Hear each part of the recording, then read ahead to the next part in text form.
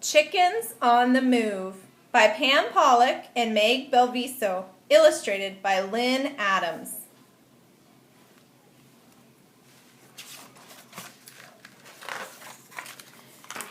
Tom, Ann, Gordon, called Mrs. Dune. Grandpa's here. He has a surprise for you. What is it, Mom? Asked Ann. Look, said her brother Tom. Chickens! Are they pets? Asked Gordon. For us? The chickens ruffled their feathers and squawked.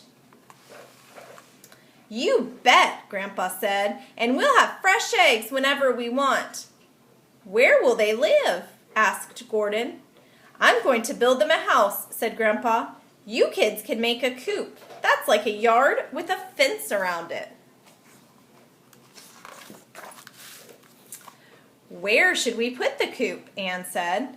How about next to Grandpa's vegetable garden? Said Tom. Or up on the hill? Let's put it next to the house, said Ann. That way we'll be able to see the chickens all the time, even when we're inside. Could they stay in my room? Gordon asked. Ann and Tom smiled. Not really, Tom said. They carried the fence around to the side of the house. I'll roll it out, said Ann. I'll work on the posts, said Tom. I'll talk to the chickens, said Gordon. When they were finished, they had a long, narrow rectangle. It was 9 feet long and 3 feet wide. That's the skinniest chicken coop I've ever seen, said Grandpa. Grandpa set the chickens down inside the coop. They walked back and forth, clucking and pecking at the grass. I still wish they could stay in my room, Gordon said. Earth to Gordon, said Tom. Chickens aren't house pets. They have to stay in a coop, Grandpa said, an outdoor coop. Besides, said Ann, look how happy they are. They like it out here. Buck, buck, buck, said the chickens. Before he went to bed, Gordon looked out his window. Good night, chickens, he called. Tom and Ann leaned out their windows, too. Sleep tight, chickens, called Ann. Don't let the bed bugs bite, called Tom. The chickens didn't answer. They were already asleep. Buck, buck, buck was the first thing Gordon heard the next morning. He raced outside. Mom and Dad were already there. So were Grandpa, Tom, and Ann. Nobody looked happy. I thought chickens were quiet, said Ann. Now I'm glad they didn't stay in my room, said Gordon. Maybe we should move the chickens next to Grandpa's garden, Tom said. Then they wouldn't wake us up, said Ann. This time they made the chicken coop a little wider. The job took longer than anyone thought it would. The hardest part was catching the chickens. Maybe these are racing chickens, said Tom, panting. I'm really glad they aren't staying in my room, thought Gordon. There would be feathers all over the place.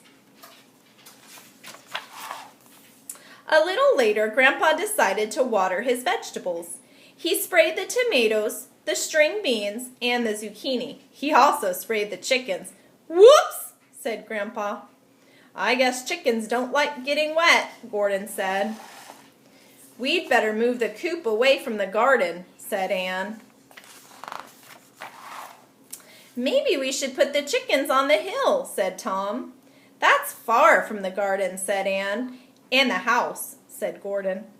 At the top of the hill, they made a square coop that was 6 feet on each side. Now the chickens have more room to play, said Ann. They won't get splashed, Gordon said. And they won't wake us up, said Tom. Maybe they'll like it here, Ann said. The next morning, Grandpa said, Hey, kids, check out the coop. There might be a surprise. He was right. There were 3 eggs, 1 each, said Tom. I'll carry them, said Gordon. Careful, said Ann. Gordon tried to be careful, but he tripped and dropped the eggs. They started rolling away. "Get them!" shouted Tom, but the eggs were rolling too fast. They rolled down the hill and into the pond. Tom fished the eggs out of the pond.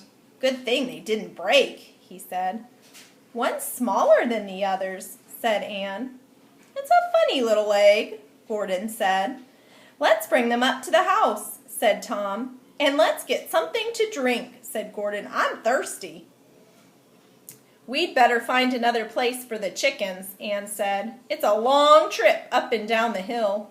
"Especially if I trip," said Gordon. "We tried near the house, we tried next to the garden, and we tried up on the hill," said Tom. "What's left?" They walked all around. Anne stopped between the apple tree and the garage. "Let's try putting it here," she said, but no matter how they tried, the coop just wouldn't fit. "Now what?" said Tom. "Does a coop have to have 4 sides?" asked Gordon. Tom and Anne thought hard. "No," they said. "Then why don't we make it with 3 sides?" Gordon said. "Why didn't we think of that?" said Anne.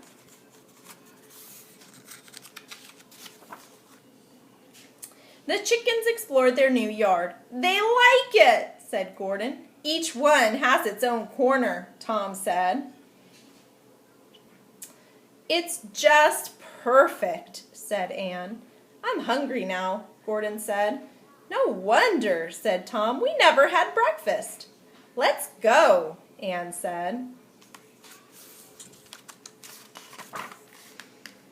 "Gordon, do you want the small egg?" asked Mrs. Doone. "Okay," Gordon said as he peered at the tiny egg. Suddenly it started to rock back and forth.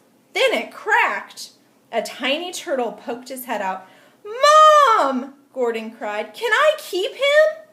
"Where?" asked Mrs. Doone. "In my room," said Gordon. He had it all figured out.